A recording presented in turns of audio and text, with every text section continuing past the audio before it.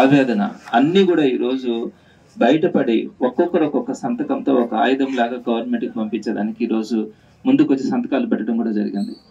ఎన్ని బాధలు అంటే ఎన్ని అబద్ధాలు చెప్తున్నారంటే, చక్కగా జగన్మోహన్ రెడ్డి గారి గవర్నమెంట్లో అన్ని సంక్షేమ పథకాలు కానీ అభివృద్ధి కార్యక్రమాలు కానీ అన్ని కూడా చాలా బాగా జరుగుతూ ఉన్నాయి. అందరూ కూడా సుఖ సంతోషాలతో చక్కగా ఉన్నారు.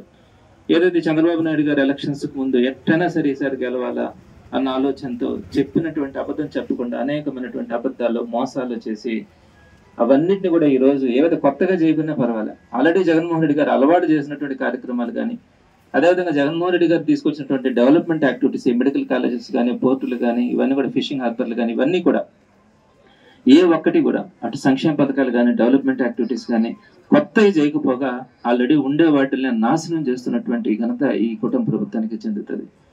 వీటన్నింటి మధ్యలో ప్రజల నుంచి వచ్చినటువంటి కడుపు మంటతో బాధతో ఈరోజు అందరూ కూడా సంతకాలకు పెట్టడానికి ముందుకు రావడం కానీ, వాటన్నిటిని కూడా ఈరోజు 1 కోటి సంతకాలను కనుక ఎక్స్పెక్ట్ చేస్తే సుమారుగా 1,50,00,000 దాకా కూడా ఈరోజు సంతకాలు పూర్తయినట్టుగా రాష్ట్రంలో మనకు తెలుస్తూ ఉంది.